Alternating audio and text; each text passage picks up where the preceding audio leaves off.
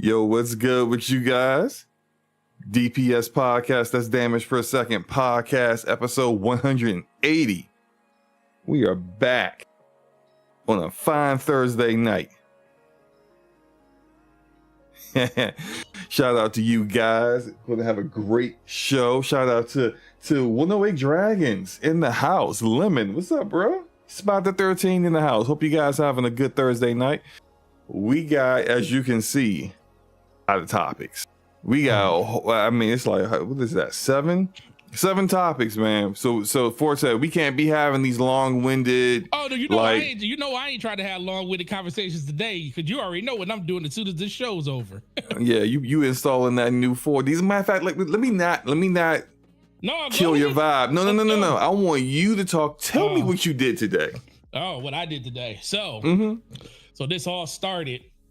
Well, this is all Slumbo's fault. Started on Thursday last week. Yes, it is my fault. Started on DPS podcast last week, where you know, the bug was put in my ear to get this 4090, and I was sitting there like, I should get it, and then I let that one pass, and then you know, GameStop stock blew up over the week, and I was like, you know what? I'm gonna treat myself. Birthday on Monday. I was like, you know what? Let me see if my local, you know, Micro Center got one, and my boy came through. They had an open box one that was basically bought the same day and returned, and they checked it and everything, and it was working. It was nothing wrong with it. And guess what? The dude bought it. Went home, wife stabbed him 2 or 3 times. He said, I'm taking this back. I asked my boy, I was like, why did they bring it back? He said, man, who knows, man. People, I didn't heard everything from people. They had buyer's remorse to the fact that their wife was about to kick them out the house because they shouldn't have spent this much money. He said, I done heard a bunch of things. He said, but the dude literally bought it on May 6th. And on May 7th, he was back at the store first thing in the morning.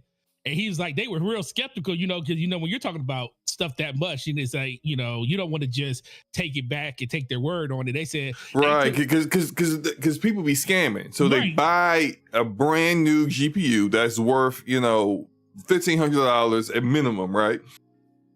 They take it home, they take it out, they keep it.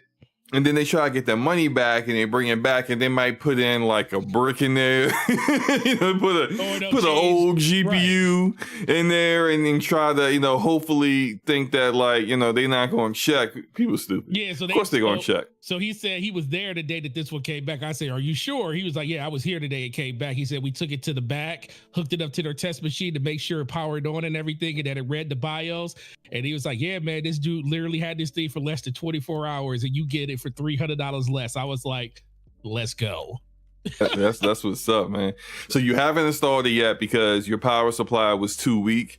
So you need you hit it like 750, right? Yep, I went from 750, which could have worked. You know, we did some. You don't want to play around with that, though. It could have worked, but it was to the point where like the power draw was like 663 watts, and we were like, yeah, that's a little too close. So this is what, like, I made that same decision on one of my older PCs, and I was like, I upgraded. I think it was when I upgraded to a 3070 Founders, and I was like, well, you know, I'm looking at what they said the power draw was, and I'm like, I had like a 650 at the time. I was like, I should be good to go. It was fine, except that when this is what's gonna happen when you play games. Sometimes games demand a little bit more, and so your GPU, even though it averages a certain, you know, power draw, it's sometimes going to take even more power than the average. It's going to spike, right? And when it spikes and it go what your power supply is supposed to do, and your mother, when the game is when you're trying to draw too much power, what ends up happening and the power supply can't keep up, your motherboard just shuts down just to protect your equipment, which is great because you don't want to blow out, you know, all your equipment. So I'll tell you the main reason I did it, I was going to do it anyway. But you know, you want to, you know, when you're buying stuff, I'm telling you, I was looking at 4090 videos for the last 36 hours. Like everybody that made a video about a 4090, I looked at it. So I looked at them all and I was like, okay. By the way, Lemon in the chat says happy birthday. Oh, thank you, Lemon, man. It's on Monday, man. Come back next week and tell me happy birthday then too.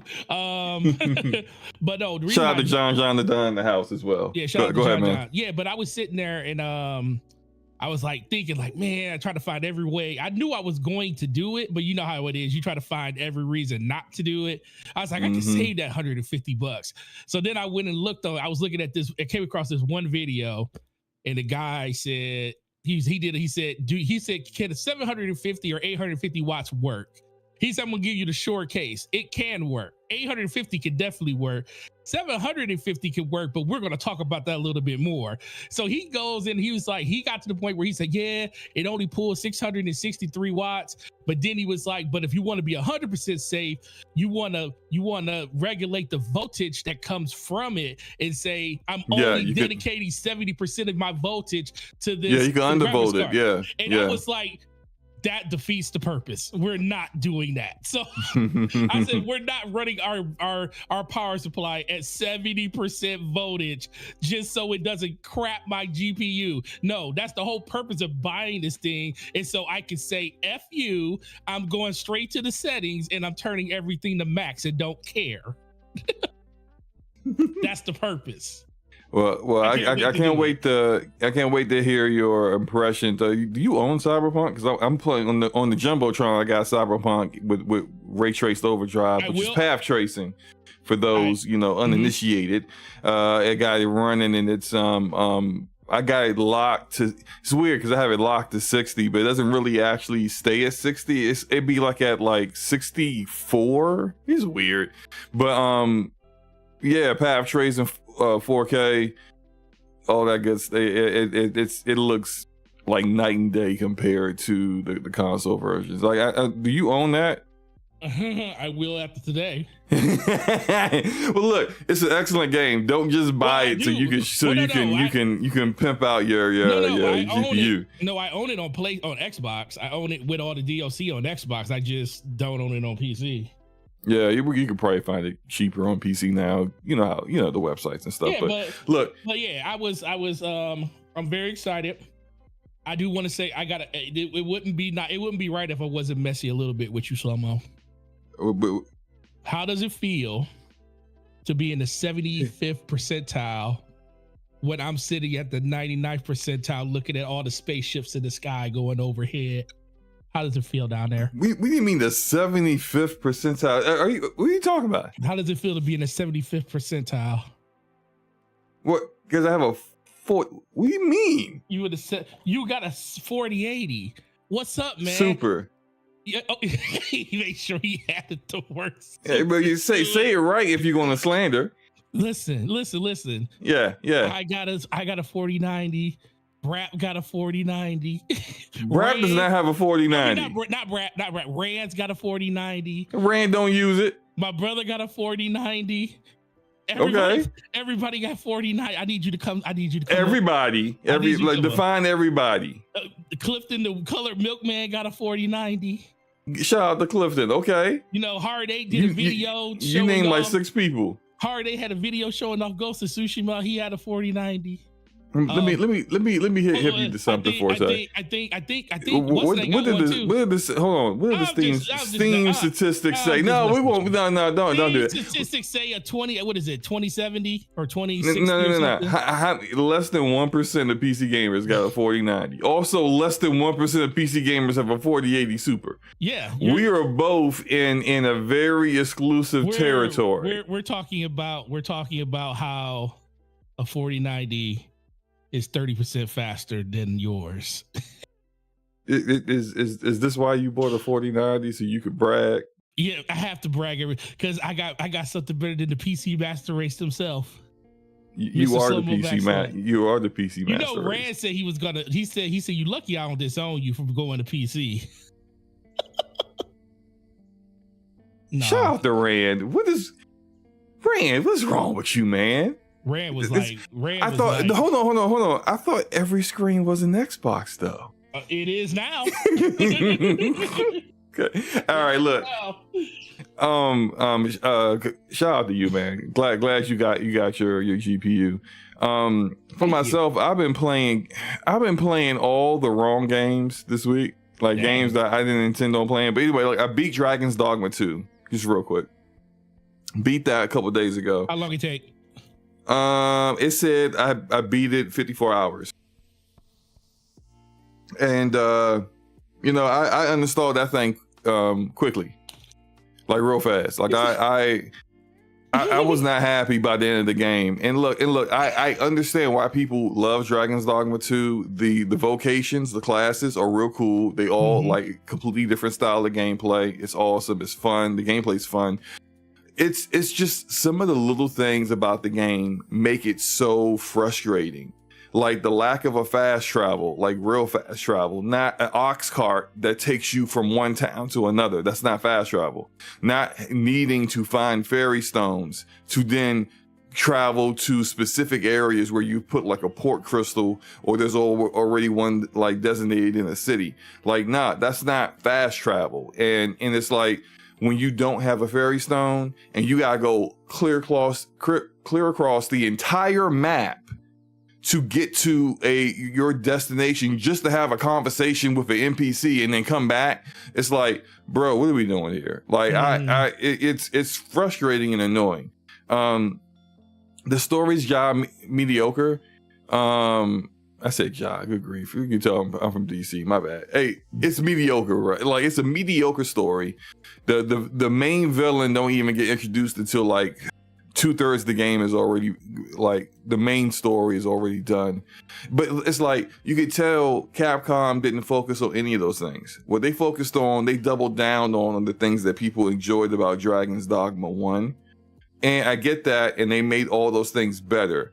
But it's just like, it's an RPG, bro. Like, I care about, like, interesting characters, great stories, as well as all that stuff.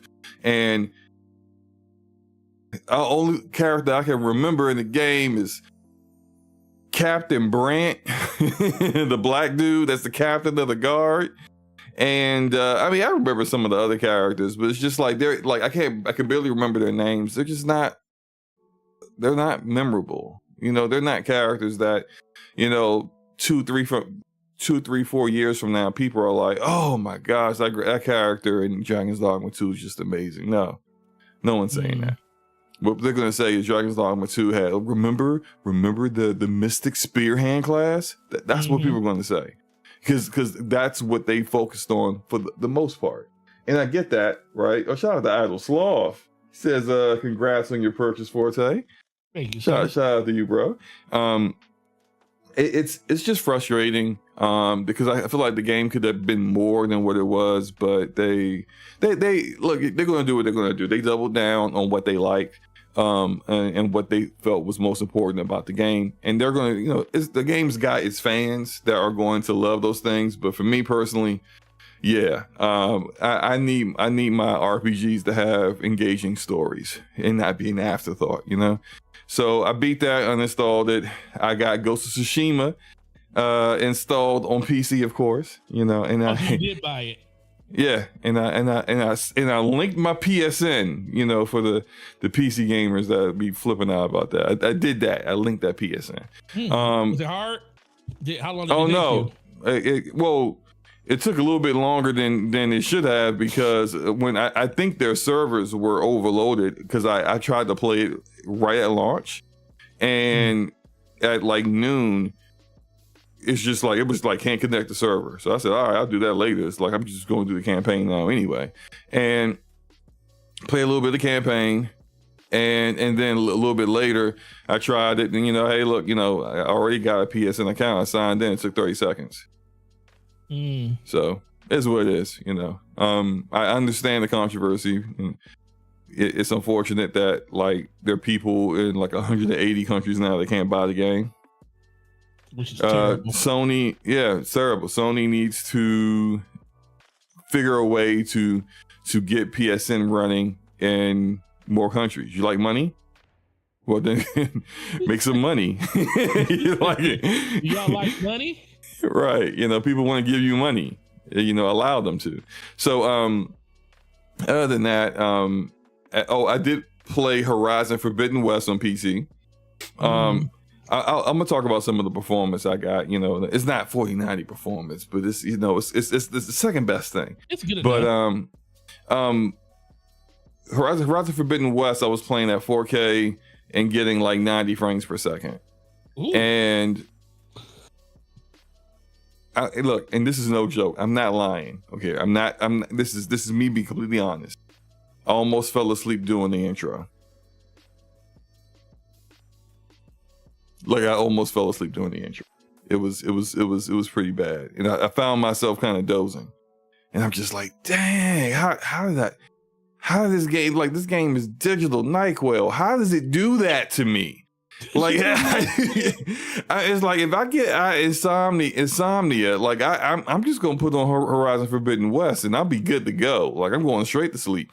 But it's just I also kind of like noticed like what the main issue I think with Horizon that game is for me, and this could be different for other people. I'm not saying if you enjoy the game then you can't enjoy it, but it's everyone's got their preferences. But for me, it is. Look, and I like Ashley Birch. I think she does an excellent job with Tiny Tina in the Borderlands games. Yep. But she's awful as Aloy. And it's her delivery of how she delivered her line. I don't think the dialogue's bad, but she says it in such a monotone, I'm bored, I don't feel like doing this, just give me my check kind of way. And it's like the other black dude, Varro, will be talking to her, and his voice actor is expressive and like, oh, I can't believe this happened. It's like I'm in the in the intro section where they're like kind of going over what happened in the first game, and then also kind of revealing some new things, and it's all new to him. So his character is being all expressive and wow, what, Aloy, so explain this to me. Why did they do that? She's just like, well, hey, we'll see what happens. I'm just like, what? So what? Are you serious? Like, can you? I'm like, take 2, take 3, take 500. Can you do this again? I just don't get it. I don't get it. But I got both of those installed. Ghost of Tsushima, I got that running at 4K. And also averaging about 90 FPS, but it doesn't have all the bells and whistles that Horizon does. But it still looks good. And I'm definitely probably not going to finish Horizon, but I will finish Ghost of Tsushima, and I'm definitely doing the Legends mode because Legends was awesome. But nice. You ready to get into it, bro? I'm ready, man. All right, let's do it. So, first topic of the night. Hellblade 2 coming next week. And Hellblade 2, you can't wait? Can't wait. Yeah, I can't wait to see what this. I can't wait. I definitely can't wait now. So I will say this though. I've heard some good things about it from someone who played it a while ago. And that the final version that the content creators and reviewers have played. But the embargo, we won't see reviews until the day of.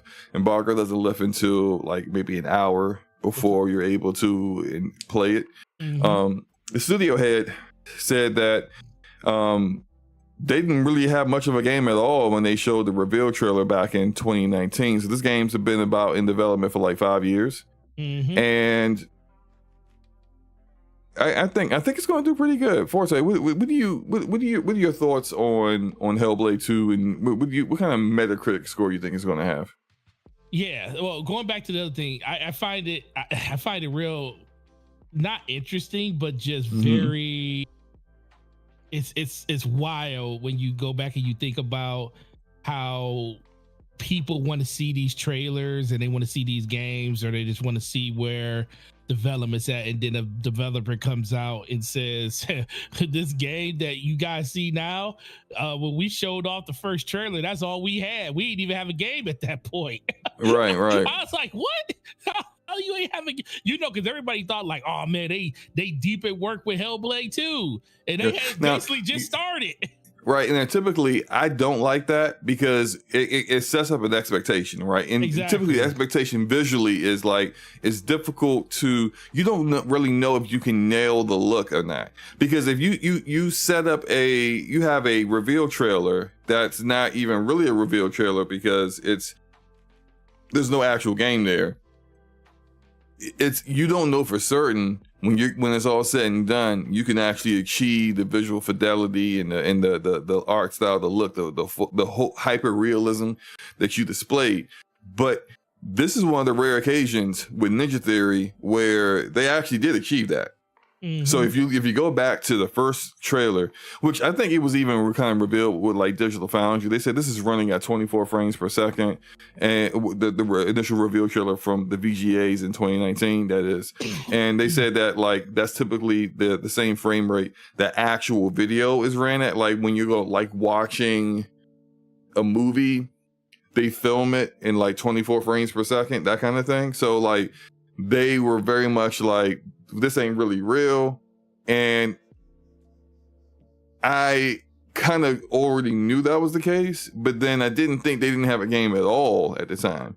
Right. So it's good that they were able to kind of put this together. It's a shorter experience. You're talking like 8 to 10 hours, which is around the length of the first game, which is fine if as long as the story is well done and the narrative's good. Who cares, right? It's just as long, I think what you don't want is a story that's too short, where you feel like there are too many questions that went unanswered, or a story that's too long, let's say like Days Gone.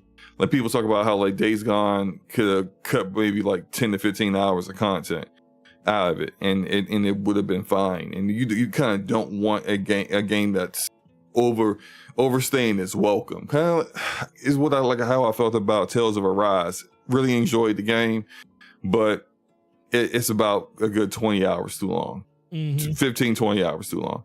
So I'm wondering though with this, so in light of what's been going on with Xbox Game Studios and Microsoft Gaming in general, with the closure of Tango, who had Hi-Fi Rush, great game, Ghostwire Tokyo, which reviewed pretty well, but neither of those games were commercial successes.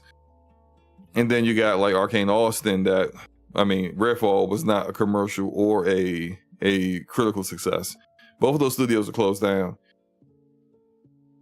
With the way that it seems like the Microsoft gaming approach is now, where you have to be able to, it's not just good enough to have a quality title in Game Pass anymore. If it's not pushing subscriptions, if it's not selling well on the traditional sales model, it's going to be a problem. And so I do wonder, Forte, what do you think? Is Ninja Theory like in trouble here, being closed down, if this game doesn't do well commercially?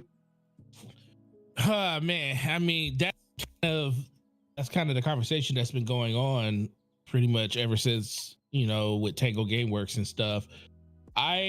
Me personally, I feel like it's definitely possible. It shouldn't be possible, but it is. Because I think the success of this game shouldn't be tied to sales. Because I agree. Because Xbox pretty much torpedoed that a long time ago by telling people they don't have to buy it on console. Right. I mean, yeah, can you tie it? They also acquired these studios with that, like telling them that's not the focus here. That's not the focus. Exactly. And then and another thing is too, Ninja Theory has never been a studio to have a 10 million selling game like that. Right.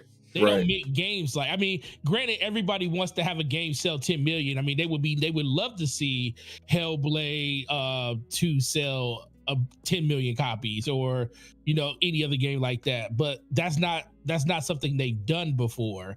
So tying it to that would be kind of a misguided sentiment when it comes to that. So I think they'll be okay. I think I do think there are some gamers still in the room at Xbox, or at Microsoft, I should say, to stave off another round of closures or layoffs and stuff when it comes to like specific studios in general.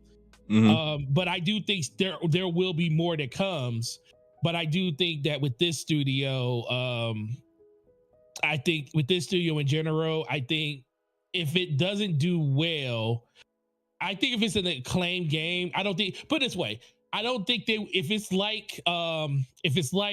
it gets the same pub as something like Hi-Fi Rush did, I think they're fine. I don't think they'll have a situation where they'll do that again to another studio. I think there was a lot of other circumstances that kind of led up to that happening. You know, the fact that Bethesda, when they got Bethesda was already on, you know, pretty much hard, you know, on a chopping block for a lot of stuff that they were doing beforehand.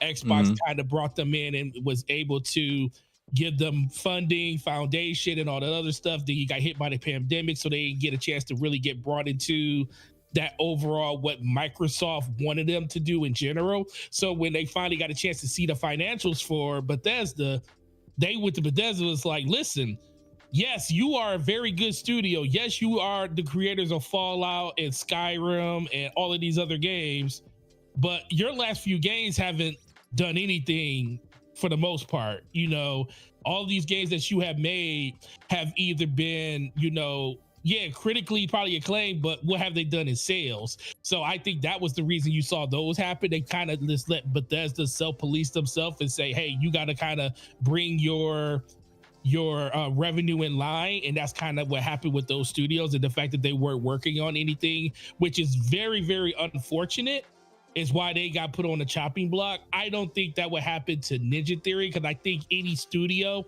that was purchased as a studio, for the most part, is free.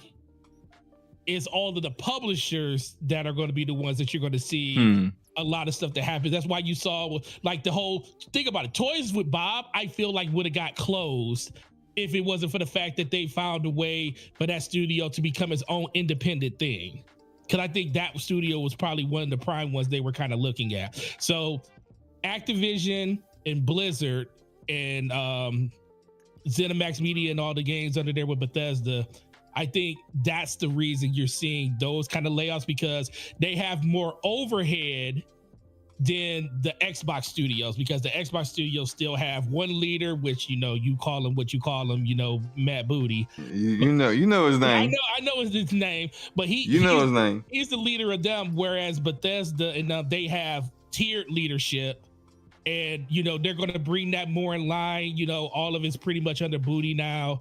They have other people that's kind of in, like, mediators in between that conversation. But until they get to a point where they feel like they can get every part of all those other entities in line with their vision as Microsoft, you're going to see them trim the fat there. And then if you start seeing Fallout on the Xbox side of it, I think they addressed leadership on Xbox before they address, like, individual studios. Like, you know, are they really going to do something with I forget the name of the studio that made Outer Worlds. Obsidian. Are they going to really do something? Which I dare them to close Obsidian down. Even I double dog dare you to close Obsidian down. I'm taking a flight. Exactly. And that's the same thing that I'm saying. Come see some people. Because Obsidian, in name, they make bigger games, but they're still in the same situation as Ninja Theory. True. In the eyes of Xbox, and in the eyes of Microsoft. So as gamers, we look at Obsidian as like, yo, Obsidian's been around since my childhood. They're amazing. That, you know, Knights of the Old Republic and all this other crazy stuff. We remember the great times and stuff. Whereas Ninja Theory came up like in our teenage years and our little older years, and we started playing, like, you know, Odyssey to the West and everything. We love those games and stuff like that. So I think Obsidian has a longer leash, but see, that's the thing. Microsoft sees it that way. I mean, Xbox sees it that way. Microsoft doesn't. So that's kind of where we are. First party, I think, is straight. The publishers are the ones that I feel like really, really need to work. I do not think first party is straight. I don't think first party has. No, I think they all got the same uncaring eye. Yeah, like I think I think there is people in running things now at Microsoft that care more about the financial side of things and not necessarily the art of things. Oh, that's definitely the truth. And there is a misalignment between what these people are doing and what the general Xbox leadership and what we know what things that they have said to do that they were going to do. When you shut down Tango Gameworks, and then the very next day you got Matt Booty talking about, yeah, we want smaller games to get critical acclaim and win awards, and it's like you just had one of those. You just had one of those, right? You just had one of those. What are you talking about? And it's just, and then also in his statement in his internal email that announced the closures, which he also didn't get the name of two of the studios he was closing down correctly. One was game and one was studio, and he got them mixed up. So in that email, he talked about focusing on high impact IP and stuff like that. And so it wouldn't surprise me at all if like they make an announcement before the year is up that they're opening a studio within ZeniMax Media that's going to be focused on Fallout. Because the Fallout TV show happened and it was really good, got a lot of attention, did what we have seen really high quality media and film and TV do for video game properties when it's a video game IP. What they do is people then want more of it once it's done, and then they go to the video games, and doesn't matter how old they are, they buying them left and right. And all the Fallout games saw this huge spike in sales, and I can see them thinking, hey, look, the TV show's good, we already got it renewed for the second season. Prime, Amazon is doing their thing, they in their bag. By the time we get into like third and fourth seasons, maybe we'll have something, substantial out there that we could then start marketing towards and start showing, getting a game out there. And so if you are, I would prefer a $3 trillion corporation be able to make that without having to cut other studios. But when like, as I said, if certain people are in charge, they're not necessarily the people that we're familiar with like Phil, Sarah, and Booty, then you're going to get these outcomes where they're going to start cutting studios in order to do that. But before we move on, Forte, let me know what your prediction is for the Metacritic score. Metacritic score is 86. 86? 86. I am going to go with 85. What was the first game? That's a good question. Let's see. I'm about to find out right now. Yeah, because I think because from what I've heard, the feedback I've heard is that it is what the first game was, but they improved upon everything. Improved on everything, yeah. Yeah. So first game was an 81. Okay. Yeah, 85. 85. I think 85 is a good spot. Yeah, 80. Yeah, 80. Yep, I go 86. I think it's gonna be a lot of, but see, this is also another thing too, and I think the scores, especially if the game's good, I think a lot of people that review the game, like a lot of news outlets and stuff, or like IGN and stuff, I do think they're going to be real sensitive to the fact that they know that this game needs to do well because what Microsoft just did. So I do think it's going to be a little bit of influence around that when it comes to some of this score. I don't think it's going to be big enough to the point where it's going to make it go into the 90s or something, but I can see 1 to 2 points being added to the game if the game is good. If they were like looking at an 83 for the game, I can see it getting to 85. If it's an 86, I can see it getting to 87 out of some outlets, because I feel like they, especially since they know the direction Microsoft's moving in, they're going to probably want this game to do as good as it possibly can to make sure that doesn't happen to Ninja Theory. Because guess what? Just like you were thinking about it and how all these studios are on the chopping block, gamers and news outlets know that too. So that's true. So although I don't think they. I don't think it's going to influence it a lot, but I do think there's going to be some out there that is going to be influenced a little bit to give it like a bump of like 1 or 2 points. If it's like an 83, they'll give it an 85. I don't think these games media outlets care that the studio. I mean, they say they care about studios being closed down. I don't really think that's true. But I will say this though about studio closures. I think that everything that Ninja Theory is might save them. For example, the fact, we know behind the scenes that like the coalition has been helping a lot of other studios. Like for example, they've been helping Undead Labs with Unreal Engine 5 and helping them become more familiar with the tools that they use with Unreal Engine for State of Decay 3. That's a value of the coalition, even though the coalition likely isn't, one of these studios that's on the chopping block, because they work on a big, pillar of Xbox IP. They're not in danger, but I think what Ninja Theory provides with their proprietary performance capture, motion capture technology is a little bit more valuable than just what their games do. Oh, and so I remember when I said that on Lucas show the other day, you was like, they don't care. They'll just fire all those people, or they'll just hire other people to come back and teach it to somebody else. Well, no, I said what they could do is basically lay everyone off, and then Ninja Theory just becomes basically a studio that does mocap like XDev.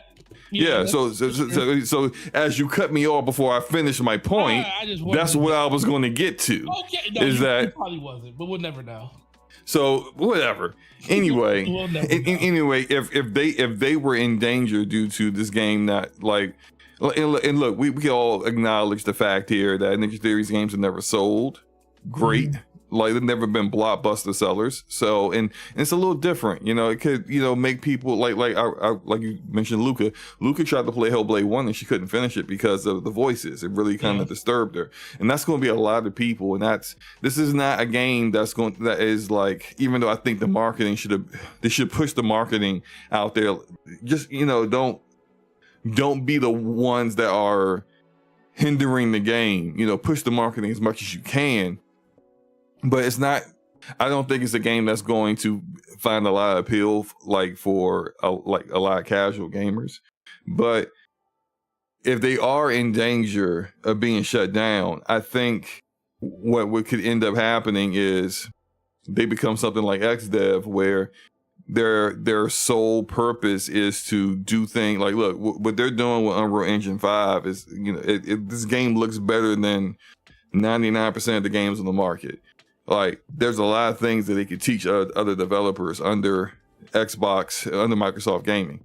There's a lot.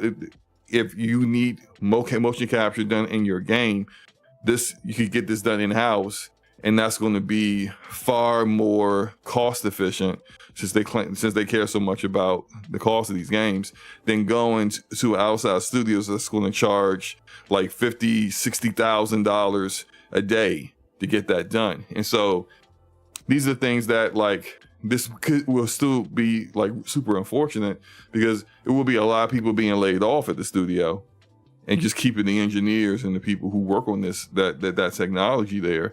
But that's a potential reality with the way things are going in Microsoft Gaming right now.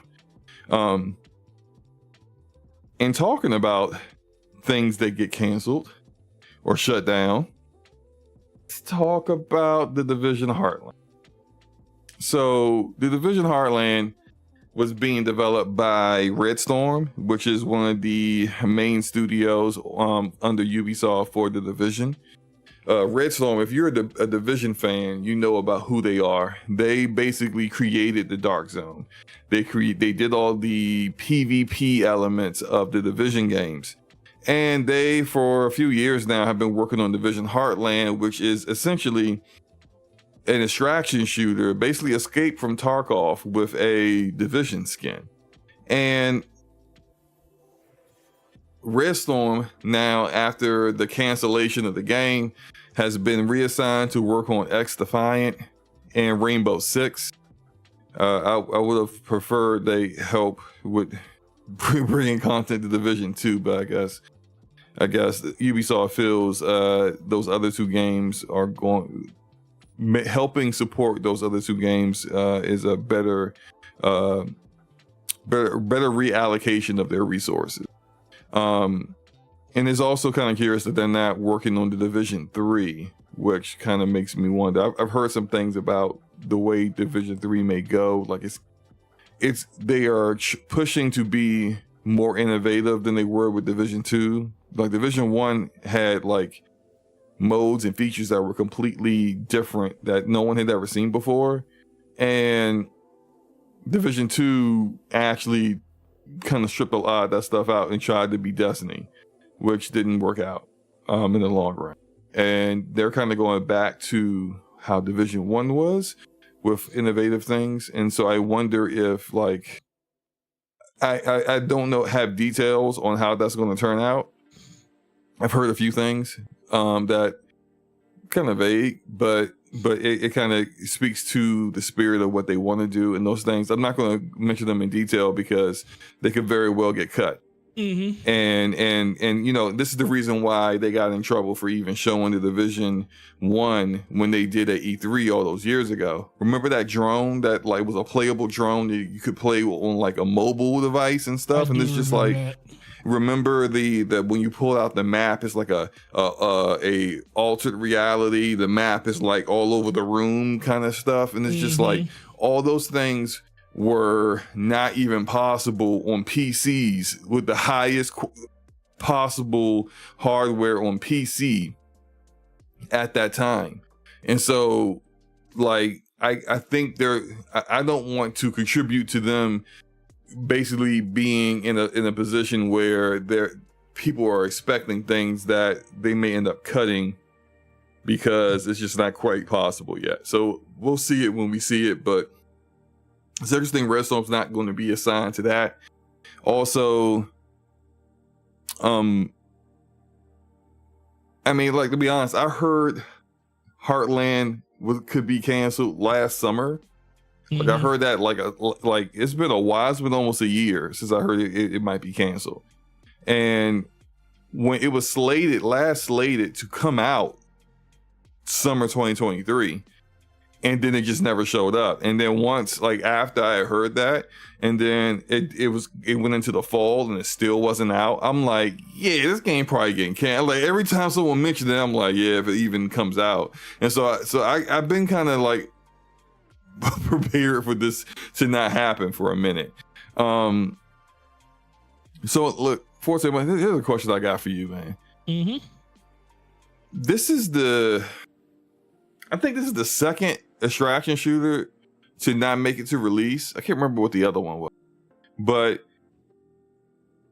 are extraction shooters already kind of being moved on from publishers? What do you think? Because it's like the only real successful ones, there's like 2 real successful ones right now.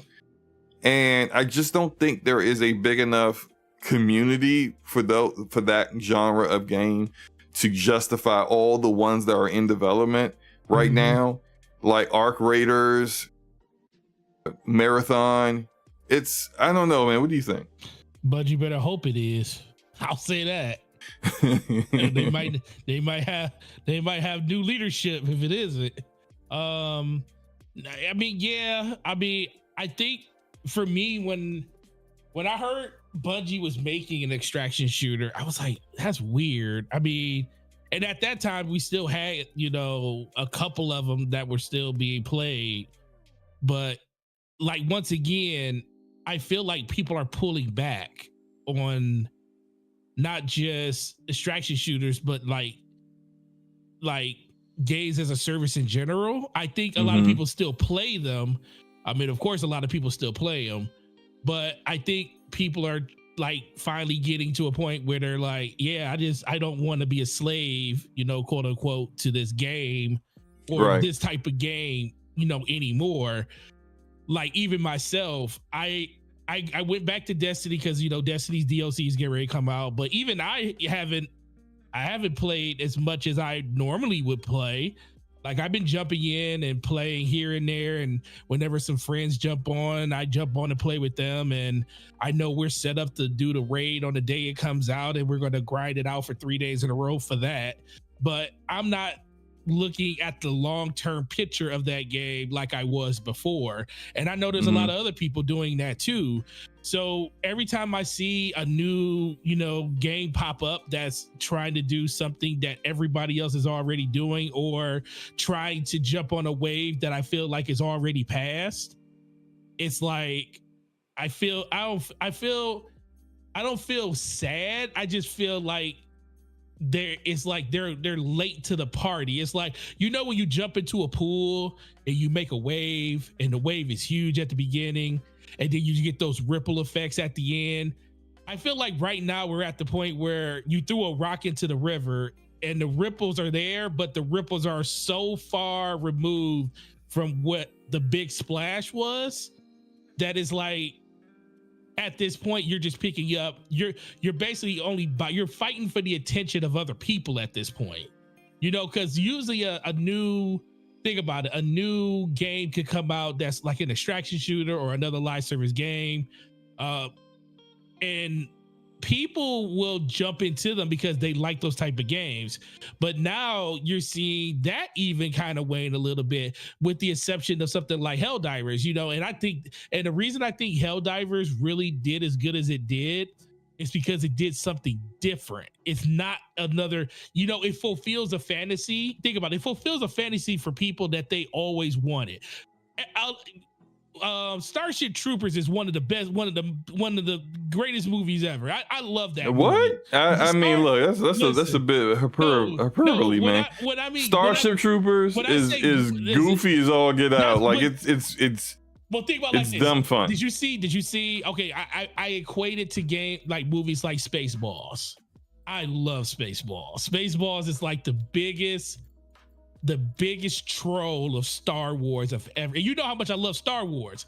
Right. And it deserves to be trolled because it sucks. It was the greatest troll ever. I was like, yo, this is amazing. And when my man was picking the desert with a pick, and he said, I ain't seen nothing, and they're combing the desert with picks. It was so funny.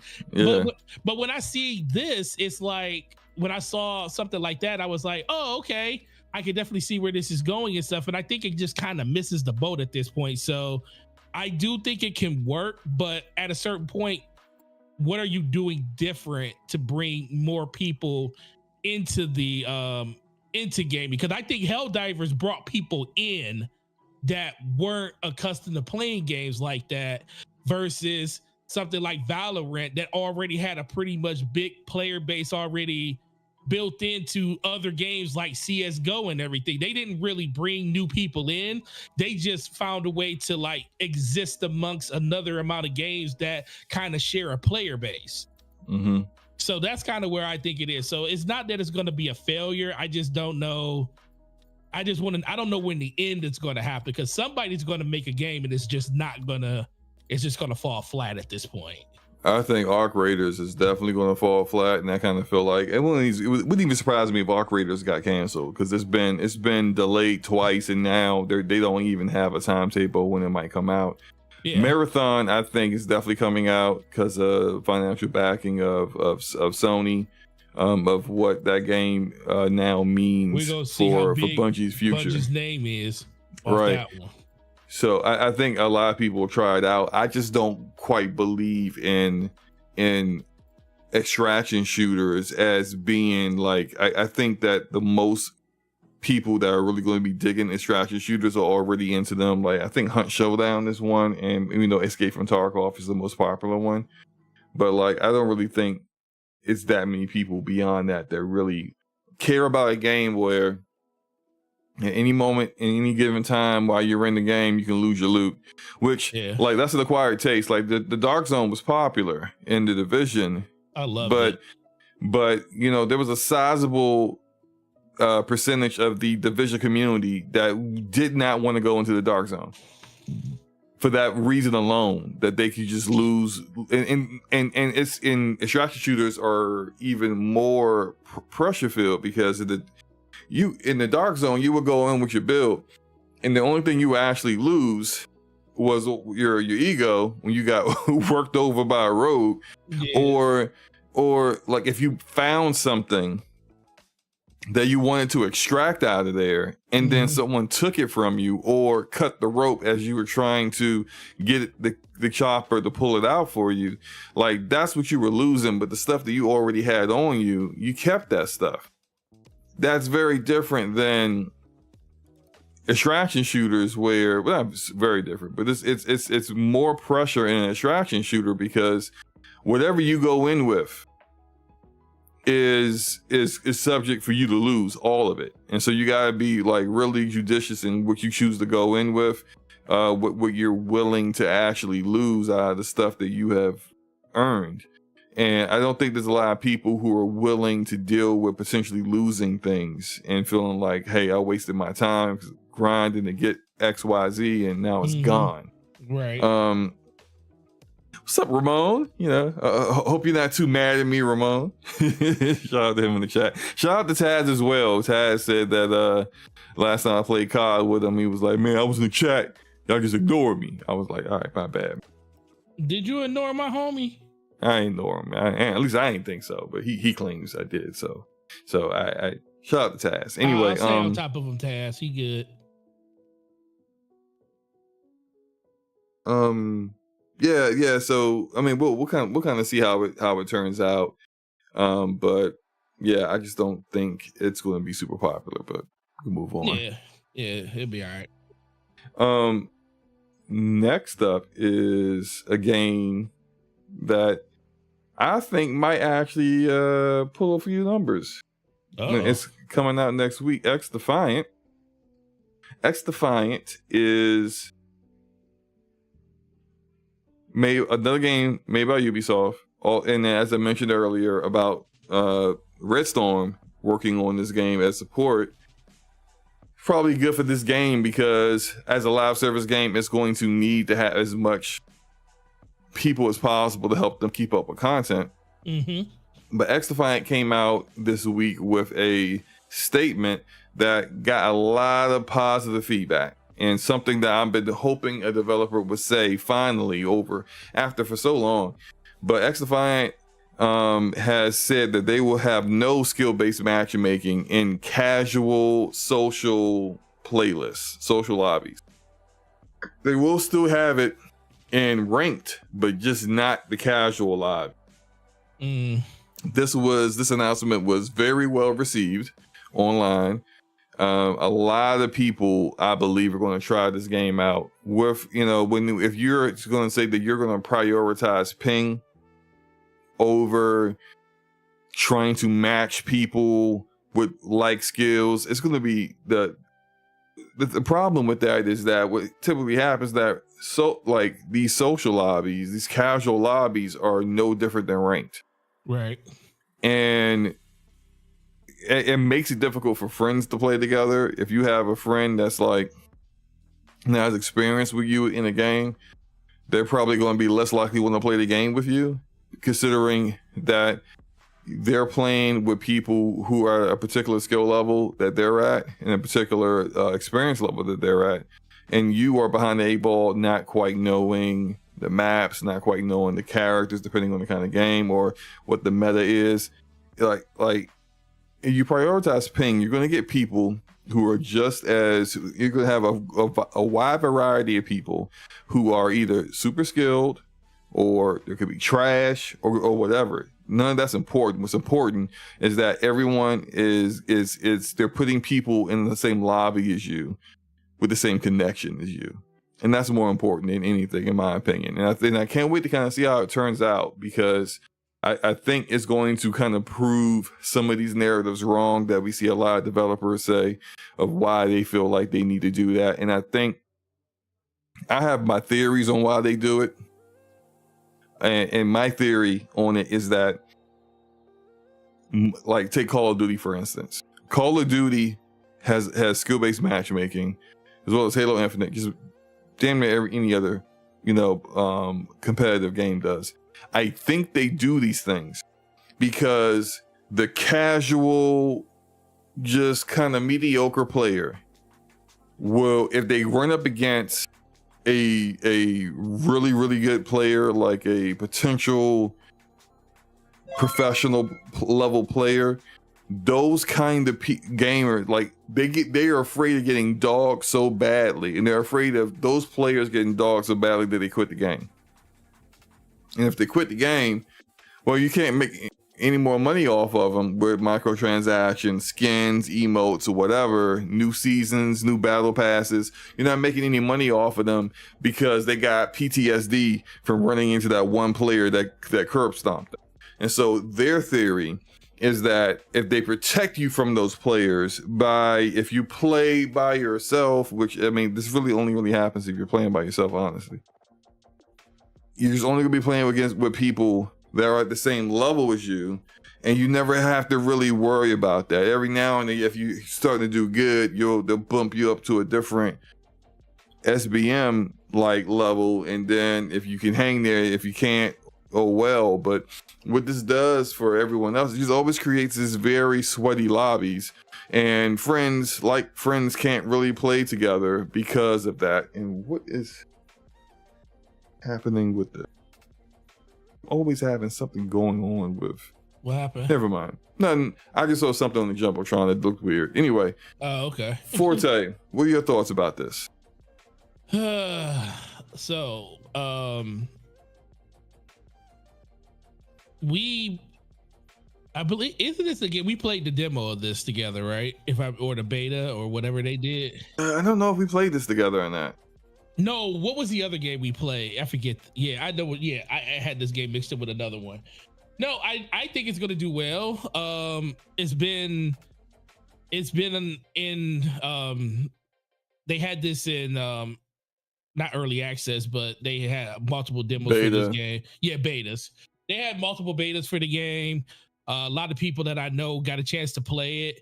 The biggest thing is they just consistently been able to just fine tune the things that people had issues and stuff with. You know, mostly it was like some of it was with movement at first, and then it was the overall gunplay. It felt a little floaty for a while, because I remember when I tried it out, it was a little floaty, but I seen that it actually had like it had the bones and the skeletons of something that could definitely be really good. I like the overall ability of the characters and everything and how they play off each other. It just really just comes down to, once again, same topic we talked about on the last thing. Is it going to be unique enough to pull people away?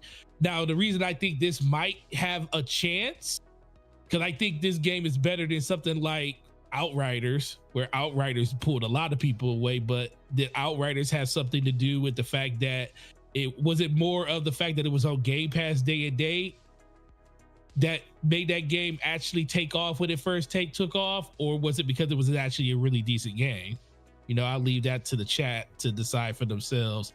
But I think that it does have a chance to at least get, not market share or anything, but I do think it have a chance to actually like kind of stand on its own for a while. But the biggest thing is, what's the post content going to look like for the game?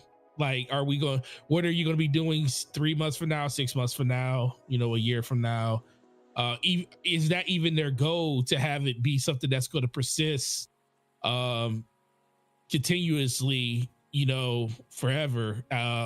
That's always going to be the biggest thing. And I think that all developers are going to tell you that we want you to take breaks and go play other games. But I can tell you right now, the people that are writing those checks for those developers don't want that. They want you to be in that mug as much as you can be all the time. And I think because there's a correlation. This is why MAUs, monthly active users, is so important to publishers and platforms. It's the longer you play a game, the more comfortable you are spending money on that game. And so like that's just like it's proven data that shows that's true. And that's why they make it so important. So they don't want to lose out on those players because, like, oh, why don't you stop playing the game? Oh, because, you know, cheaters killed me, even though like the person they claim, you know, killed them where they wasn't cheating. They just Duke just bodied you, bro. It's that whole get good thing. Duke just bodied you. But I think I think this game has the opportunity, even though, despite all the controversies that from Insider Game, shout out to Insider Gaming, that kind of exposed how, there was a sect of Ubisoft developers that seemed to have been delaying the game, had control over the game, and were delaying it to add more and more features that Call of Duty was doing. This game should have been out last year, but I think that might in turn turn out to be good for them, because they're now releasing in May, where they don't really have a lot of other competition released around them. And you're gonna get they're not releasing close to Black Ops, which like they almost released a few weeks before Modern Warfare 3 would have came out. A lot of Call of Duty players, or the people in the Call of Duty community, have been interested in this game, and those people are a lot of clearly where their target demographic is, based on them from what the investigative reporting said about them delaying the game to add more things that Call of Duty was now doing. That has allowed the game to have a lot of maps, a lot of different modes, be far more optimized than it was before, and hopefully that remains the case. And it does really well in that launch, doesn't have a ton of like server issues and stuff like that. But I think that, I'm gonna try it out. I'm gonna play it. Shout out to Enrique with the $2 super chat. Enrique said he's gonna play it too. Enrique said, slow-mo, when are you upgrading like Forte? 4090. I'm not upgrading from a 4080 super to a 4090. Like that's a waste of money. I'm not doing that. It's a 22 to 33% uplift. We have talked about this, and it is essentially anywhere between 15 to 30 additional frames per second. I am not upgrading for that. I am not upgrading for that. That's not enough. That's not enough for me. So I'm good. I'm good where I'm at, Enrique. Shout out to Death Singer in the house. Big Mike. How's it going, guys? So the funny thing about this is how they're, like you said, they were talking about like how, trying to take some stuff from like Call of Duty, how they're separating the differences between the casual play and the ranked play. Mm-hmm. And I'm sitting there looking at when I look at that list, I look at it like Call of Duty doesn't even do it right. So why are you following them?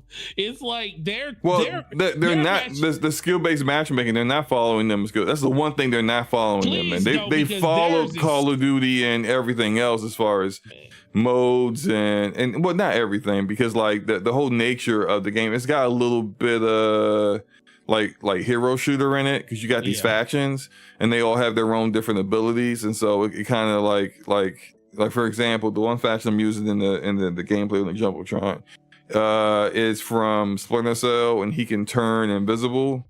And then he's got another like ultimate mode where he can actually see through walls for a short period of time and be able to see outlines of people and stuff. So like those abilities are things that like you don't see in Call of Duty. But like as far as gunplay goes, as far as like the snappiness of ADS and all that stuff, like it's very much Call of Duty in that aspect. So if you're someone who loves Call of Duty, you're probably going to really enjoy the gunplay in this. If you're someone who doesn't really care for Call of Duty, then it is what it is. But if you like those other aspects where you got the different abilities and the strategy that may come with that, then you're probably going to dig it. Now, the one thing that they are different than them in clearly is no skill-based matchmaking for casual lobbies, which is just different for like compared to any other competitive shooter, because they all do skill-based matchmaking and social lobbies, because the vast majority of the people, well, like I said, there's a reason behind it, and the data shows that people will quit when they get bodied. But I think that like people are far more resilient than just that. Like, and frankly, I don't care about their MAUs and all that other stuff. I care about my own enjoyment. So I don't want to have to be carrying a team in every single match. I don't want to have to go up against people always only at my skill level or better or cheaters in every single match. I want to, sometimes like if I'm playing with some friends, I just want us to have a good time enjoy ourselves and have some good matches, and not it be a sweat fest every single time that we're playing. So that's really what it kind of really comes down to, and we'll see what happens. Comes out on the 21st though. So are you going to play it, man? Yeah, I'm gonna play it with you. Listen, man, we are playing everything on PC now. We are playing everything. As you're talking, I'm literally browsing like, what PC game can I buy? I forgot Homeworld 3 came out. Shout out to Ramon Terrell, one of the voices of a character in Homeworld 3. Trevor Birdsong, also, one of the many faces and voices in 75% of the Hallmark Channel movies that you see. Yes, sir. Oh, speaking of which, Ramon, I need to know, what is the name of the character or grunt that you voice in Homeworld 3 so I can, cause I picked it up and I need to know who I'm looking for when I run across that character in the game. I need to know. What did he said? I just need about 4K to build my 50. Listen, that's what you do. Start working towards it now, sir. 5090 at the end of the year. Don't mean you need to get it at the end of the year. Just look, wait a year after the fact. That's what I did. I mean, it's Slow-Mo's fault though, because I wasn't even thinking about a 4090 until this man with the Best Buy's website.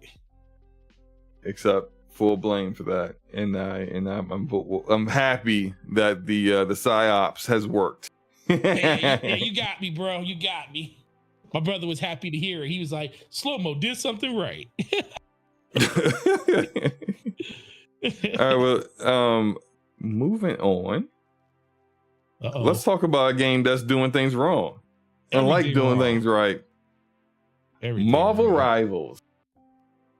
Freaking Rivals, man. It's sad to see, man. The game not even out yet and they already causing issues, controversies and whatnot. So Marvel Rivals had a closed alpha, and I think it might still be going on. I think it may have just ended today. I'm not quite sure, but it started last week, and it was initially, I would say, well received. People were kind of clearly, we see the game, it's an Overwatch clone with Marvel characters, but hey, look, that can work. As I talked about when it comes to hero shooters, a good big focus of hero shooters is the having characters that people can really relate to or enjoy just playing with. And Marvel is super popular with heroes and villains that people love, and they got that in spades. And so having a game that plays like Overwatch, this is made by NetEase, that does that and has characters that are people find that they want to play as is going to more likely do pretty well, I think.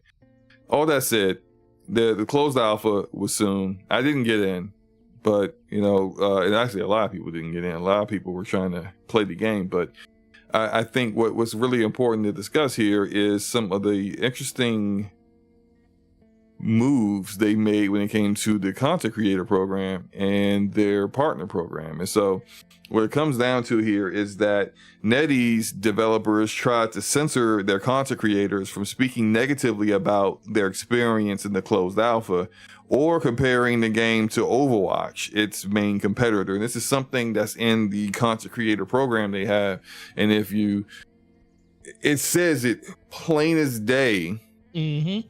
If you violate these things, we're kicking you out and banning you. Mm-hmm. And there were some content creators that either did not read the terms and conditions, and let's be frank, most people don't, they didn't think NetEase is going to be serious.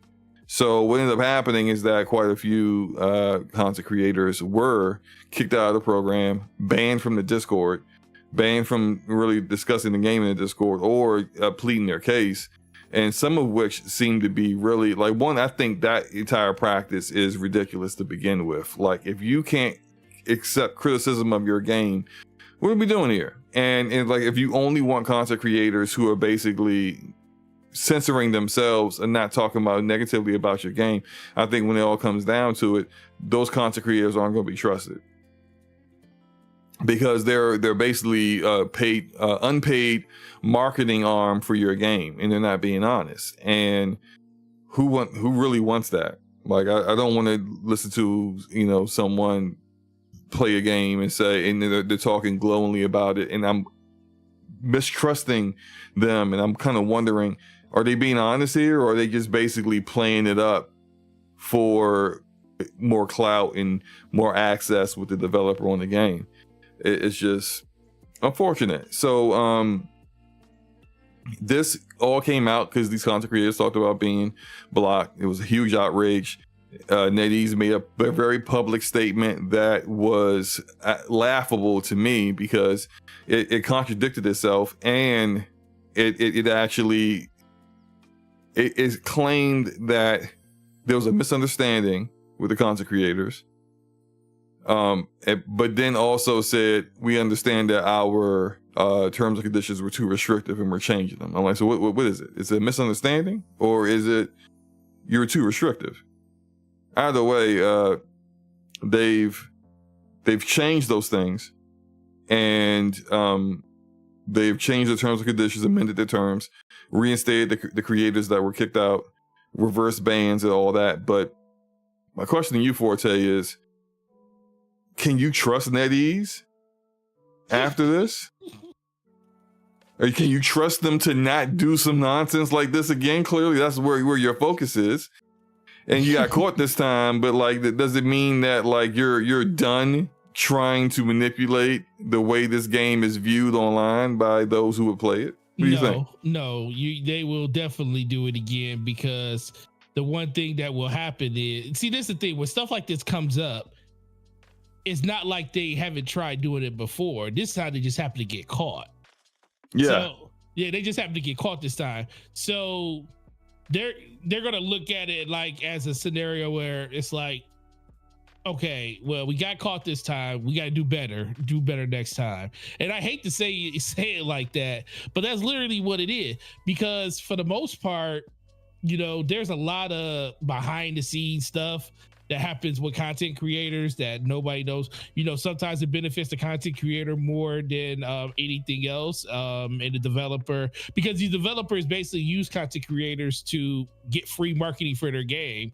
You know, all they got to do is give them some type of access to be able to like either showcase the game, you know, which costs them nothing to do. Just like, hey, here's some assets to let you know, or here's some information that you can talk about that we're going to release, you know, next week.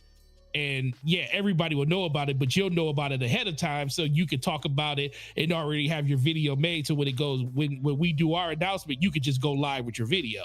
So there's a whole bunch of different ways that this all happens. It's like a symbiotic relationship between content creator and developer or publisher.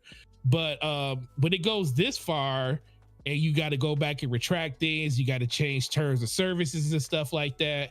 You know, it was just the fact that most people were, you didn't think anybody was looking that hard to see it. And when they finally see it, you're like, oh, dang, I'm sorry. Oh, let me slap myself on the wrist and let me reinstate. You know, it's our fault that this happened. You know, we're sorry that we did this. We're sorry that we booted you out. And we're sorry, because guess what? Just like I said, influencers have a lot of power when it comes to you know, being able to like reach the players. They also got a lot of power when it comes to finding out some stuff that you're doing that's bold. And if you come across the wrong ones that feel like that they're being wronged in a particular way, they're going to let their people know. And then you don't want that type of smoke. So yeah, definitely, they're going to always roll that stuff back. But that doesn't stop them from trying to do it again in the future, because ultimately it's about secrets, well, trade secrets, and keeping as much to yourself as possible and exploiting the scenario that you have as much as possible. Because like I said, they like the symbiotic relationship it is, but if they can find a way to get something out of it instead of having to come up with it, then they're going to do that too. So this is just something they got caught hand in the cookie jar. Doesn't mean it ain't gonna happen again. They'll just be more careful next time. Right. And like, it doesn't surprise me if like 6 months after launch, you know, the game isn't like the greater gaming community isn't really paying attention to it anymore. At that point, it's got its own player base. That's going to be consistent potentially. And then, you know, it's kind of out of sight, out of mind, and they may just, hey, roll some of those things back. And then so when people complain again, who are you complaining to? Most people aren't going to care at that point. So like it wouldn't surprise me if they're just kind of biding their time until they can actually do something, maybe not even just quite this, but something similar like this again. So yeah, I wouldn't trust NetEase when it comes to that. But at the same time, a good game's a good game. Like I'm still going to try it when I have the opportunity to. It's definitely going to be like a free to play game because it's got to compete against Overwatch, which is now a free to play game. And I'll play it at launch and see how I like it. If I like it, I'll play it. And because I'm not the kind of person that's going to like hold a grudge in that aspect. I play games that I'm gonna enjoy, but I wouldn't trust NetEase. But moving forward, I think there's quite a few people that want us to discuss this. Assassin's Creed Shadows was revealed yesterday. And oh boy, there is much to unpack here. There's a lot of stuff to get into here. So let's do that real quick. Let's go through this. So Assassin's Creed Shadows, which it takes place in Japan, and this was we knew that it took place in Japan quite a few months ago, maybe sometime last year that was kind of leaked out, but we got some information maybe a day before or maybe a few hours before they revealed the trailer that two of the main protagonists is a black guy, not just any black guy, but an actual historical figure that lived in Japan. He was, although people hate to believe it and refuse to believe it, he was a samurai, the only black samurai from in Japan, and people are angry that he is one of the two protagonists. The other protagonist is a young Japanese woman. They seem to not have a problem with that, although I do believe the same people, if she was the only protagonist, they would have a problem and called it woke because it's only a woman as a choice. But this has caused all kinds of discourse on social media, and a few things that I want to address first before we really dig into it. One, the actual historical figure, Yusuke, was a samurai. We have multiple actual historians when it comes to that time period in Japan that have confirmed that a retainer is a samurai.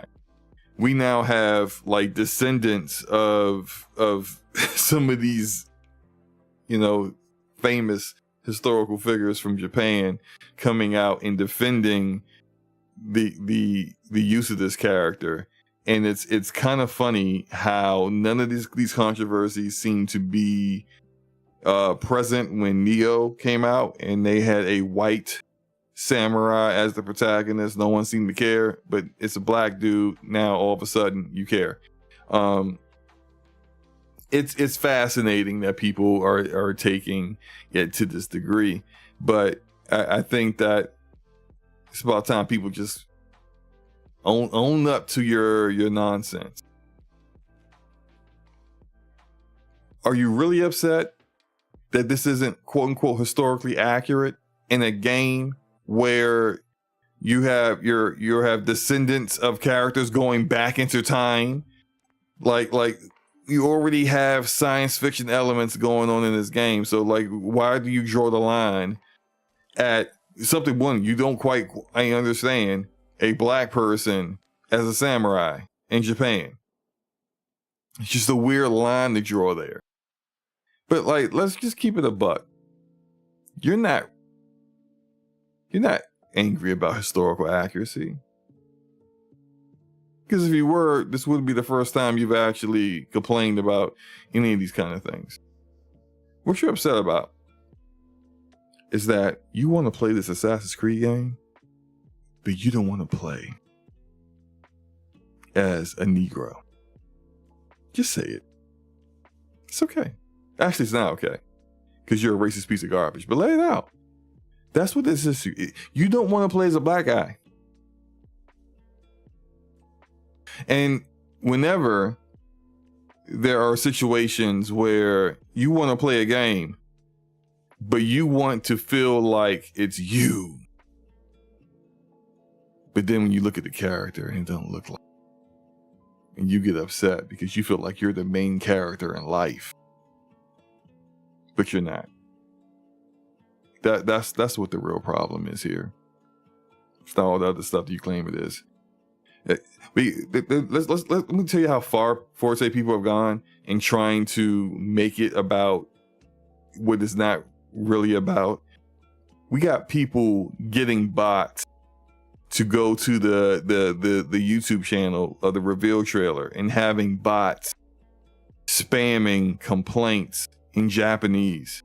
But you look at the usernames of the bots, and the usernames is like user-04432. Like that's not a person.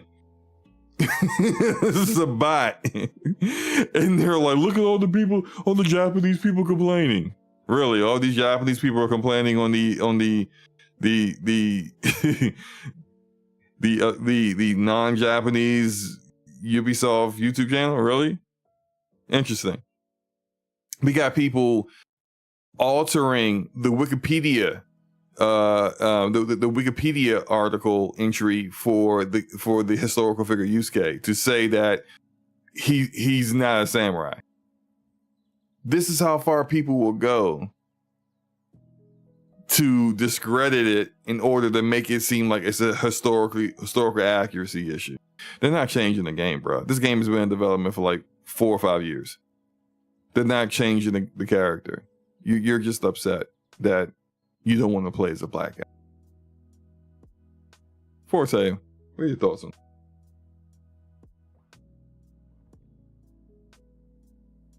Forte? That was Forte? No, I'm. Go ahead.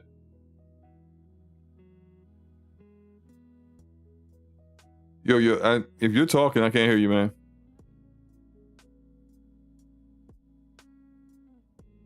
Okay, Forte's got some mic issues, so I'll continue on. Oh, there it is. How did my XLR come unplugged? That's weird. You hear me now though? Good? Yeah, I can hear you. Okay, yeah. So no, I was saying you were spitting right there, man, and that's kind of how I feel about it. I remember growing up, and it didn't matter who was the protagonist or whatever it was you're playing as. It was just the fact that, if you wanted to embody that character, no matter what color, what race, or whatever they were, you just did it. It was like, it didn't get to a point where people really started taking ownership in their character until you got to the create a class or create your own character model, where people really, really started taking it serious. So for me, the fact that they went in this direction, it's like, well, dude, let me ask you a question. How many games has come out where representation hasn't been accurate at all for pretty much anything, but it's like you feel like certain. Yeah, it's like inspired by. It's like we see this in movies all the time. Like it's like inspired by a true story, but it's not like it's not a documentary. Right. It's like an action movie. It's just like it'll take a character and then they'll kind of like make a story off of it, Exactly. And look, like, I'm gonna wait till you're done because I'm about to really piss some people off who are upset about this because I got something to say about it. But go ahead. Yeah, it's very disingenuous for people to feel like they could be outraged about this one thing, whereas this is something that has happened in different mediums all the time. It's like, everybody ain't gonna look like you, just like everybody ain't gonna look like me. And if a developer decides to go in a creative different way, that's fine. I remember the Battlefield. Remember when Battlefield 5 had their controversy where they were talking about, I thought it was Battlefield 1. Oh yeah, Battlefield 1. You're right. Battlefield 1 had theirs. It had women in the trailer with prosthetic arms and limbs blown off, and everybody was like, well, they weren't even in the war during this time. And I'm like, Who cares? It's a freaking video game, and they just want to show. Maybe they just listen. It doesn't. Who cares? It doesn't have historical accuracy. Okay, fine. But guess what? I know there's probably a lot of girls or a lot of women out there that are gamers that probably like the fact that they were represented in a video game. And they were able to like pick a character that represented them or at least look like them in a video game. So it's never been a really big deal to me, but for a lot of people, you know, it's like, it is what it is. I mean, I understand that, you know, look, I always look at it this way, unless the developer goes out of their way and says some heinous stuff for the reason they did certain things, that's unacceptable at that point. If you're coming out saying, well, we didn't do this because of this, and it has like some type of racial undertone to it, then I get why a lot of people give them the smoke. But if they're just doing it because it's a creative difference and that's what they want to do, and they want to do something different that's outside of the norm, then I'm fine with it. Because guess what? There's going to be differences of opinions no matter what. You know, just because this takes place in Japan doesn't mean that it has to. I mean, last time I checked, African Americans do live in Japan, don't they, Slow-Mo? Yes, they do. There's whole YouTube channels around the Black experience in Japan. And not just Japan, but it started in Japan. I think there's one channel I watch that talks about just the experience in like all of Asia, Korea, China, you know, like is it the norm? No, but the experience is still there. So why not? And let me tell you this. It's funny because I'm not saying that Ubisoft did this, but this might have the intended effect that they want to have. Because guess what? It's got people talking about the game no matter what. People are talking about the game about all of the things people don't like about what they saw versus the game probably just being great. So what happens if the game comes out and the game is great? How if the game comes out as one of the best Assassin's Creeds that came out?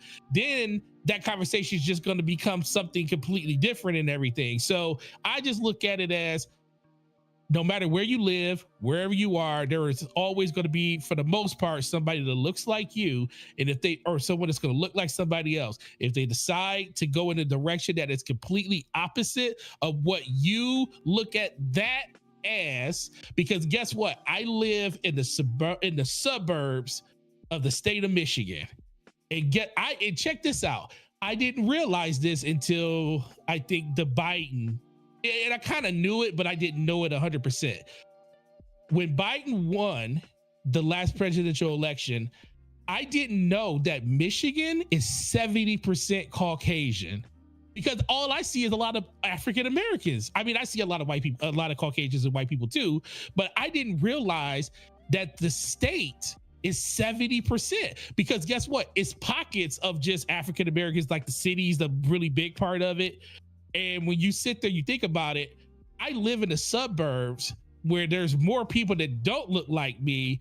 But what happens if they made a movie about what, like Eminem, think about it, 8 Mile, about a white guy that's a rapper in the city of Detroit that's on the border of 8 Mile Road, which is the separation between Detroit and Michigan. I mean, Detroit and Warren, where he used to come from. Nobody had a problem with it. You know, it was just a thing. It wasn't about African Americans. It was about this rise of this, you know, this white guy that just happened to do anything. Yeah. Who's that? Yeah, I don't know why. Gaming Addict. Oh, what's up, Gaming? Yeah, can you hear me? Shut up. Yeah, I can hear you. What's up, Gaming Addict? How you doing, brother? I'm doing pretty good. I don't know. I was having issues because I'm out and about. What was you guys talking about right now? We're talking about Assassin's Creed right now, and how people are going nuts and going crazy about characters and stuff like that.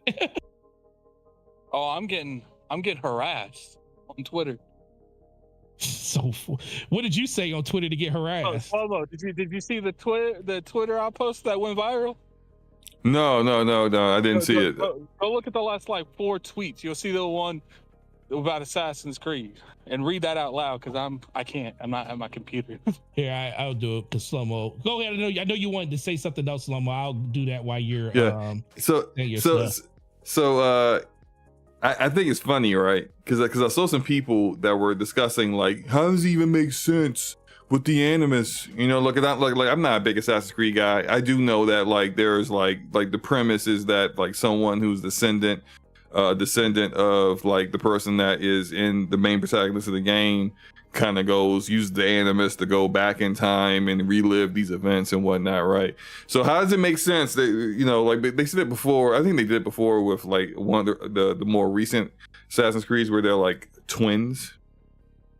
So that's how they justified having a male or female protagonist. But the funny thing is here we got a black guy and we got a Japanese woman, and if you got one, you know, person using the animus to go back and relive these events, how does that make sense if they're supposed to be a descendant? And I think it's the animus really hasn't been in the games for a while, like really in the games. Like it's been talked about and it's been in certain scenes, but like it's not been since like Assassin's Creed 2, like in Brotherhood and Revelations, where like you're constantly going back and forth between the animus and, you know, the past. Like they kind of went away from that story because Desmond, spoiler alert, in the Revelations, Desmond died. So. Yeah, but I thought when I played, what was the one with this tweet is ridiculous. What is it? It's not Origins. What's the one between Origins and Valhalla? Odyssey, is that it? What? Isn't Odyssey in between Origins and Valhalla? Odyssey was it went Odyssey. It went Origins, Odyssey, and Valhalla. Then Valhalla, yeah. Yeah, because like I remember in the very beginning, you play like there's the whole cutscene of the character getting in the animus and go. But did they drop it? It's not that it's not in the show anymore, the games anymore, because it is. Mm-hmm. It used to be like in the original Assassin's Creed, you would go back and forth from the machine all the time, like constantly. Oh, okay. But you was also going through the descendants of his descendants and stuff in the and first. you was learning, because at the time people thought that you was becoming an assassin and learning how to fight in the past, and that experience was going to carry over, and you were going to fight in the like in the present time with that experience. But Desmond died before they had a chance to really do anything. Like, you know, they pretty much found, you know, where the origins of like the Apple of Eden and all them, and he was killed. And I think that was it was Revelations, I believe. And it's like I said, the animus has been in it, and it's still part of Assassin's Creed, but it's a very small part compared to what it used to be. I bring that up. The only reason I bring that up because I think, like, considering the people who are really angry about this, I believe they're just racists who just don't want to admit they're racist. And I think it's going to be funny because if they bring the animus into this game, if you are a descendant that can control either this Japanese woman or this African man, more than likely. The two of them got together, and that's going to be hilarious to me. The most, like, go ahead and read the tweet, Forte. The tweet said, "Oh, you talking about the one with the video, right?" People crying about historical accuracy. I'm pretty confident this was not accurate either. Just saying, Assassin's Creed Brotherhood, by the way, this is not the hill to die on, and it's him doing that special ability where he blinds everybody with the apple of Eden. No, it doesn't blind them; it kills them. It drains the life from them. Oh, I thought it blinds also it drains. No, it kills them. Oh yeah, that's definitely not historically accurate. Really, that wasn't possible back then. Wow. And the crazy part is in Assassin's Creed 2, you kill the Pope. Like, yeah. Like that's my thing. It's like, look, you can be disappointed that that, you know, we're in such a heightened era with all these Japanese people that they could have put in his place, but we can't say don't use historical accuracy to hide your foolishness. Like it's just because they're racist. That's all it is. Here's the thing, like, there are definitely a lot of racists in this movement. There's people who's been DMing me, calling me a pussy and shit. But my issue, obviously, I'm white. And in case no one ever knew that, I'm a white man. I didn't know that. I feel like You're a People beautiful that white have man. genuine issues that aren't racist, because I know people that aren't racist that have issues with certain things like this.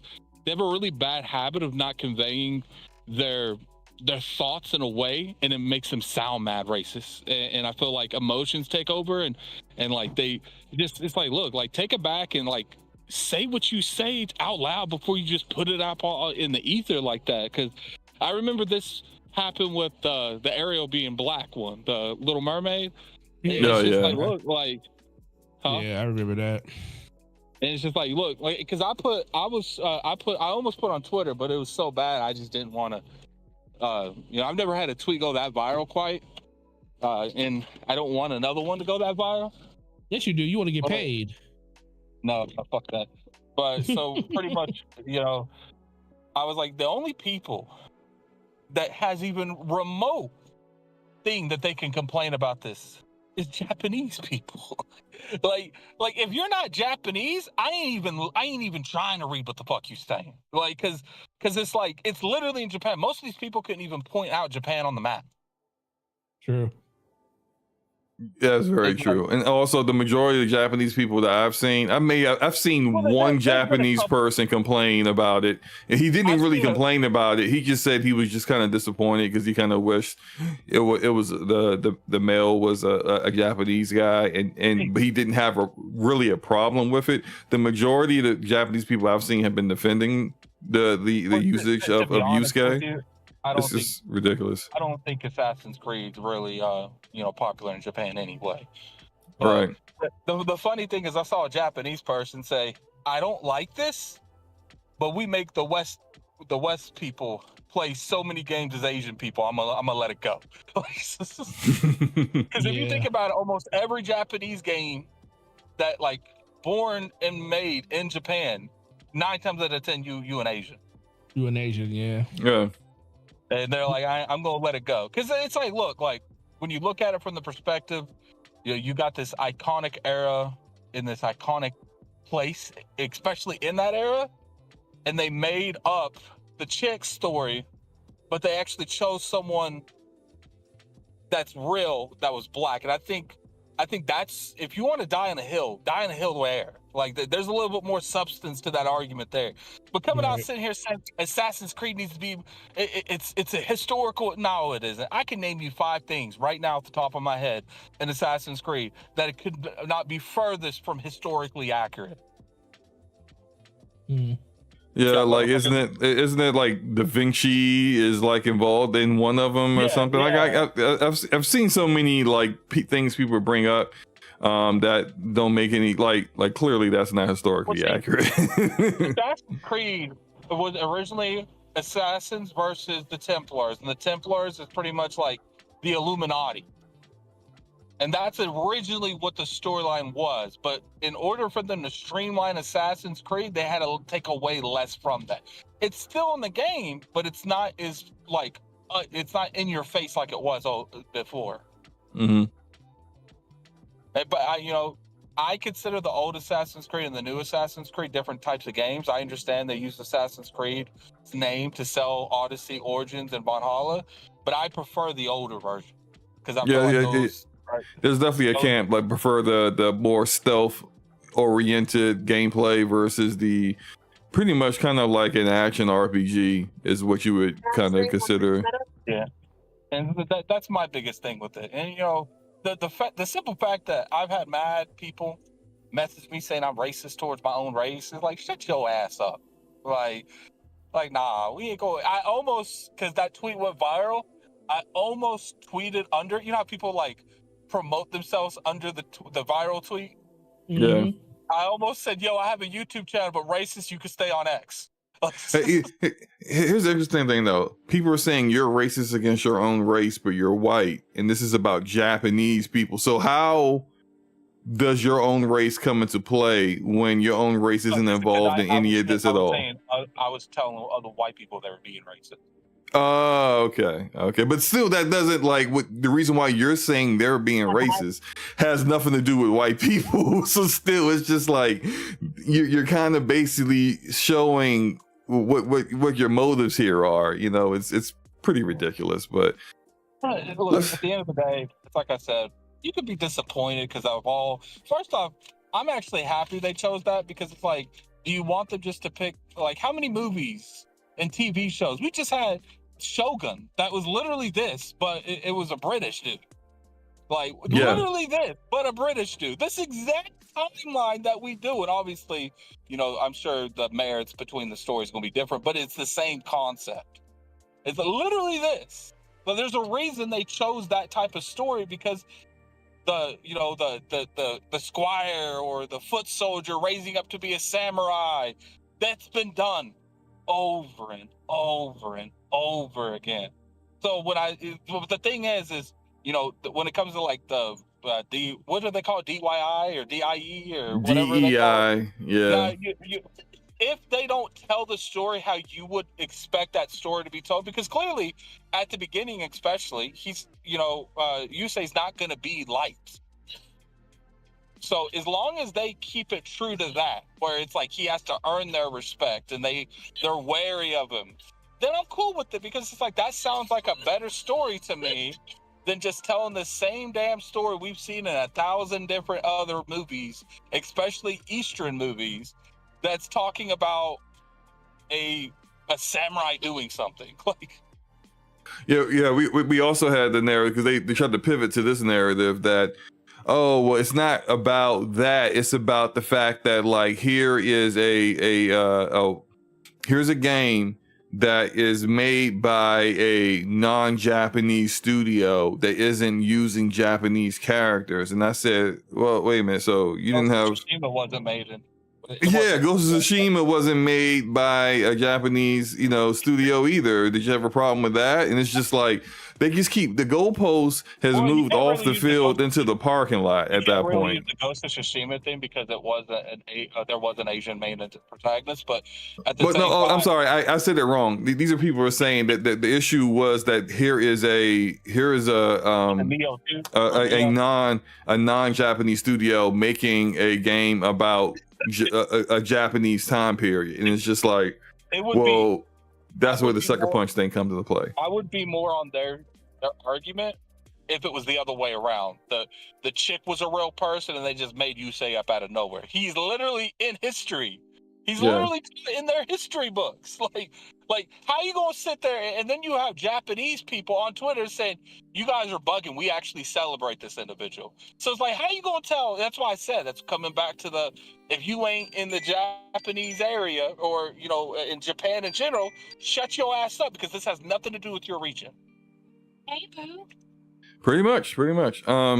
So let's go ahead and move on to the some I would say some financial things to discuss here. We got Square Enix. All right, yeah, take care, man.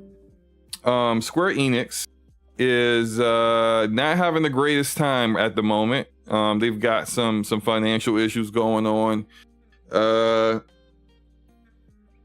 Now there has been some controversy about how well their AAA HD games have done, but I would say this: the games have sold well, but not as well as Square Enix would have wanted them to sell. I think we can all agree on that.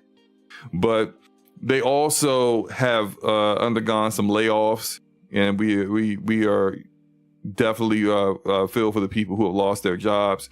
The scale of the layoffs, I don't think was quite shared yet. Maybe someone in the chat, like I don't recall seeing how many people were laid off, but the staff were told people working in publishing, IT, and Square Enix's collective indie games division will be predominantly affected, which kind of I guess makes sense to the degree that they have decided and recognize a 141 million loss on disposal of content as an extraordinary loss. Basically, they have taken a bunch of games that were in development, smaller games, some were in development, some were about to be in development, and canceled those games. And so they're focusing more on AAA franchises. They are definitely trying to capitalize more on the high impact games that they have in their portfolio, and not so much making a bunch of smaller games. This has also resulted in their profits being down nearly 70% from the previous year. And in light of this, the new CEO of Square Enix, he's been kind of on this energy from the very start, but the new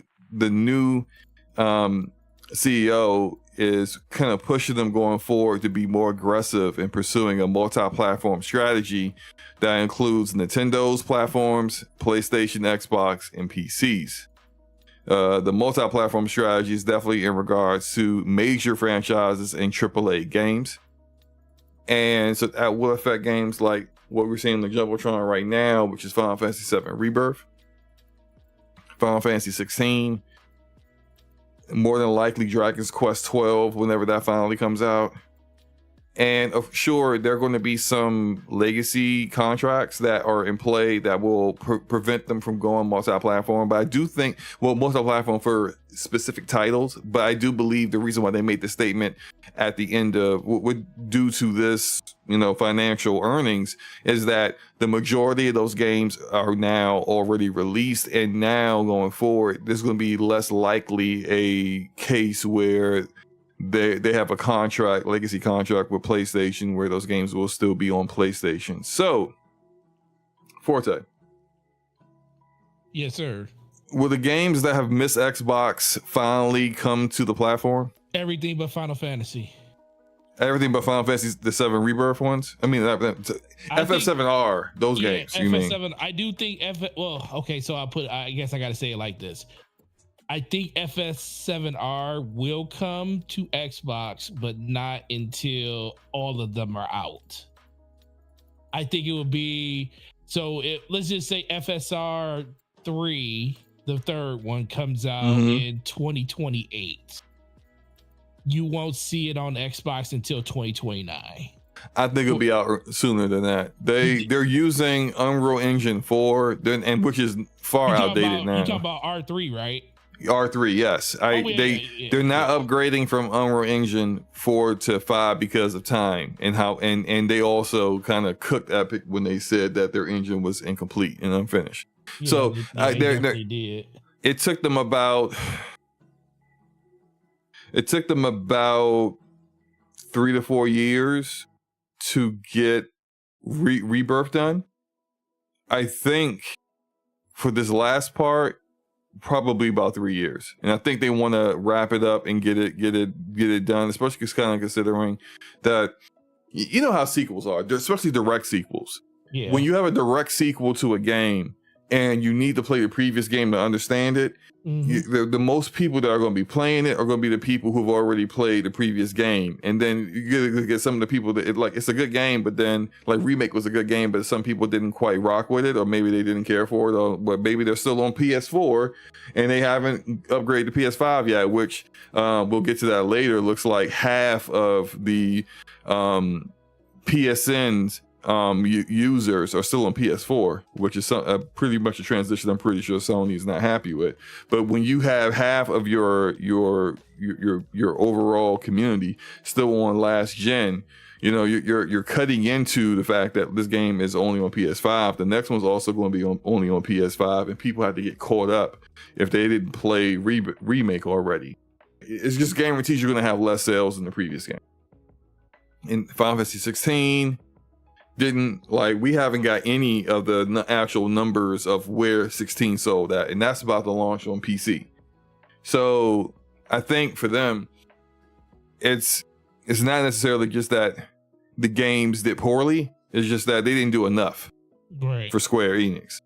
And yeah, they got a lot of games that are exclusive to the Nintendo platforms. Like they actually have more games on Nintendo that were exclusive than games that were on PlayStation. But when you look at it in the grand scheme of things, all those games on Nintendo likely cost less than just one of the games that released exclusive on PlayStation. Oh yeah. And so what this really about is about money, how much money is being spent, and how much money they're earning and getting back, and how to be able to do that. And so back to the question at hand. So you think Final Fantasy 16 is going, Forspoken, you think Forspoken will go? I don't know, man. I think I mean, the studio don't exist no more. Yeah, that's a good one. Yeah, if the studio's not there, and I don't think, yeah.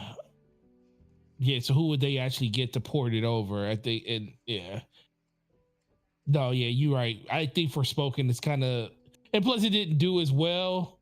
I don't even think it did as. I mean, it was a decent game, but I don't even think it did as well for Square to the point where they feel like they even want to spend the money to port it, have somebody else port it over. So, so yeah, that might be one of the few that don't make it.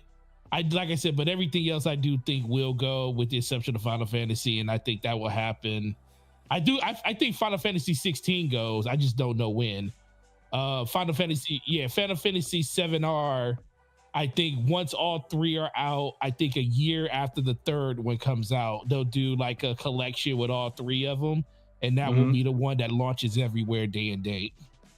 I agree with that. I think they'll do a trilogy altogether. So it'll be like, this will be probably end up on the next Xbox, Xbox handheld, where it's they'll drop 3, and then shortly after 3, they'll be like, get the entire remake, rebirth, or whatever, like revolution, reunion, whatever they want to call the 3rd one, all together, all in one trilogy package deal for Xbox, and then that'll be that.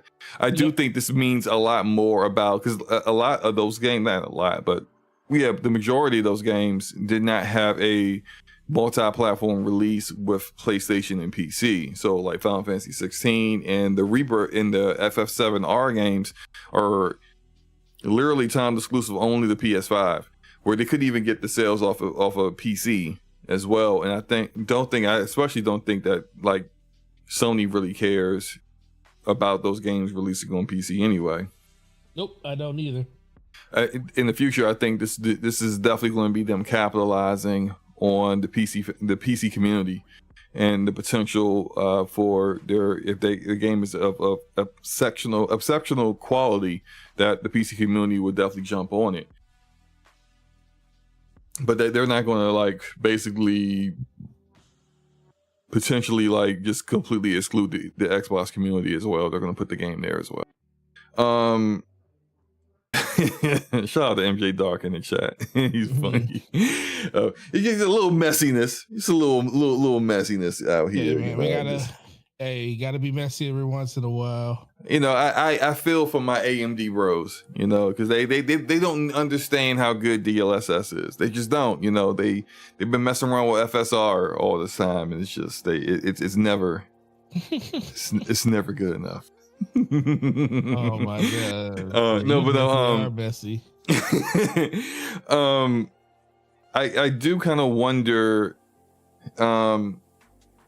Like we talked about, like their games going day and date on PC. I think that's a given at this point. I do kind of wonder what is other big games are next for them, because like I'm kind of concerned when it comes to Square Enix in the future. I kind of feel like they may have kind of quote unquote blew their load with like all their big releases. So like unless they decide to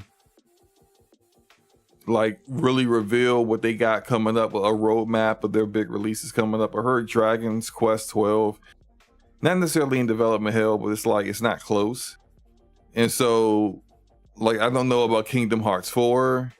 Like I don't think that's close either. So what do you, unless you got some new IP that you're doing, and definitely Final Fantasy 17 is nowhere in sight when 16 just released last year. We know for a fact the final FF7R is about 3 or 4 years out. What do you really have coming up that's really going to kind of like, you know, that's gotta be kind of like scary for the company. You know why? Where you're really relying on FF14. Go ahead. You know why it's scary for the company? I'm gonna tell you why it's scary for the company. Because they did something stupid and they got rid of all their Western developers that would have been the ones to fill the gaps between all their other games. Let me say this. I'm not trying to defend Square Enix, because I think they're a mediocre publisher. Well, yeah, that too. I think they make good games, but as a publisher, they make very silly decisions. Right? When they had those Western studios, when they had Crystal Dynamics, when they had Eidos Montreal, and the other one was a mobile developer, so I don't really care. Yeah, we don't care about it. Yeah. Well, we care about it, but you know, those games were their most expensive games, and they did not market them well, and they were getting murdered when it all came down to it, because those games were a net loss for them, and it's partially their own fault. Exactly. With the way they handled Avengers with Crystal Dynamics, with the way they the poor marketing they did on Guardians of the Galaxy with Eidos Montreal. They even though they sold them for pennies on the dollar, it was better that they got out from under a team of developers they didn't know how to handle with IP they didn't know what to do with. And so I say I think Crystal Dynamics and Eidos Montreal are better off without them than they were with them, because we were just like, I was getting annoyed every time they would have an earnings call and the old CEO was throwing those studios under the bus, just like, these guys just did terribly, and it's just like it's a good game, but you don't market it correctly. So I'm actually happy they don't have those studios anymore, because they if anything, like, content wise they would have content to deliver, but they would probably not sell great because of Square Enix. I don't know, man. We'll see what happens. My bad. Go ahead. No, I'm saying it's just interesting where you literally got rid of a franchise that is in the top 20 in franchise sales in Tomb Raider. They didn't know what to do with it, man. I mean, but that's they didn't know what to do with. But look, like you said, it's just mismanagement. You know, the fact that Tomb Raider Definitive did 8 million in that initial briefing of it, and it wasn't enough for them. Like, okay, so who messed up where? Like, did it take too long on development? Did you have just stupid out of the place not marketing, but forecast projections for the game?